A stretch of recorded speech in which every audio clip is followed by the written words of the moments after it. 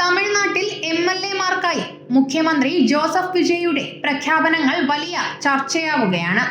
ജനപ്രതിനിധികൾക്ക് മണ്ഡലങ്ങളിലെ പ്രവർത്തനങ്ങൾ സുഗമമാക്കുന്നതിനായി ഔദ്യോഗിക വാഹനങ്ങൾ നൽകുമെന്ന് മുഖ്യമന്ത്രി വിജയ് നിയമസഭയിൽ പ്രഖ്യാപിച്ചിരുന്നു.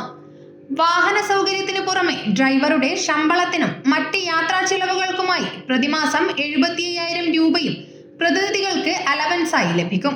കൂടാതെ MLA ഓഫീസുകളിൽ ഒരു അസിസ്റ്റന്റിനെ നിയമിക്കുന്നതിനായി മാസം 25,000 രൂപ നൽകുമെന്നും സർക്കാർ അറിയിച്ചിട്ടുണ്ട്. നിയമസഭയിൽ VCK MLA ജ്യോതിമണി ഉന്നയിച്ച ആവശ്യത്തെ തുടർന്നാണ് മുഖ്യമന്ത്രിയുടെ ഈ തീരുമാനം. അടിസ്ഥാന സൗകര്യങ്ങളുടെ കുറവ് കാരണം MLA-മാർക്ക് കാര്യക്ഷമമായി പ്രവർത്തിക്കാൻ കഴിയുന്നില്ലെന്നും ജനപ്രതിനിധികൾക്ക് ഔദ്യോഗിക വാഹനം അനുവദിക്കണമെന്നും ജ്യോതിമണി ആവശ്യപ്പെട്ടിരുന്നു. തദ്ദേശ സ്ഥാപന അധ്യക്ഷന്മാർക്കും മേയർമാർക്കും നിലവിൽ ഔദ്യോഗിക വാഹനങ്ങൾ നൽകുന്നുണ്ടെങ്കിലും MLA-മാർക്ക് ഈ സൗകര്യം ഉണ്ടായിരുന്നില്ല. സാമ്പത്തിക ബുദ്ധിമുട്ടുകൾ ചൂണ്ടിക്കാട്ടി മുൻ സർക്കാരുകൾ ഈ ആവശ്യം തള്ളിക്കളയുകയായിരുന്നുവെന്ന് മുതിർന്ന DMK MLA പറഞ്ഞു. ആകെ 234 MLA-മാരാണുള്ളത്. ഇവർക്ക് 1 ലക്ഷം രൂപയിലധികം ശമ്പളമുണ്ട്.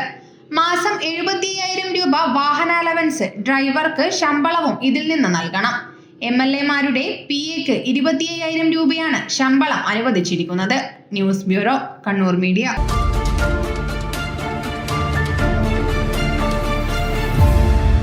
പട്ടന്നൂർ നഗരത്തിൽ നിന്നും 300 മീറ്റർ മാത്രം അകലെ പ്രൊഫഷണൽ ബിസിനസ് മീറ്റിംഗുകൾക്കും സുഖകരമായ താമസത്തിനും ഏറ്റവും അനുയോജ്യമായ അന്താരാഷ്ട്ര നിലവാരത്തിലുള്ള പ്രീമിയം ഹെറിറ്റേജ്. കോർപ്പറേറ്റ് മീറ്റിംഗുകൾക്കും വലിയ ആഘോഷങ്ങൾക്കുമായി അത്യാധുനിക സൗകര്യങ്ങളോട് കൂടിയ ബാങ്ക്വറ്റ് ഹാളുകളും കോൺഫറൻസ് റൂമുകളും. വിശിഷ്ടമായ രുചിക്കൂട്ടുകളുമായി ഞങ്ങളുടെ റെസ്റ്റോറന്റും കഫേയും നിങ്ങളെ സ്വാഗതം ചെയ്യുന്നു. യാത്രകളിലും ആരോഗ്യം സംരക്ഷിക്കാൻ ഹൈടെക് ഫിറ്റ്നസ് സെന്റർ, ശരീരത്തിനും മനസ്സിനും പൂർണ്ണ വിശ്രമം നൽകാൻ വെൽനസ് സ്പാ തുടങ്ങിയ മറ്റ് അത്യാധുനിക സൗകര്യങ്ങളും.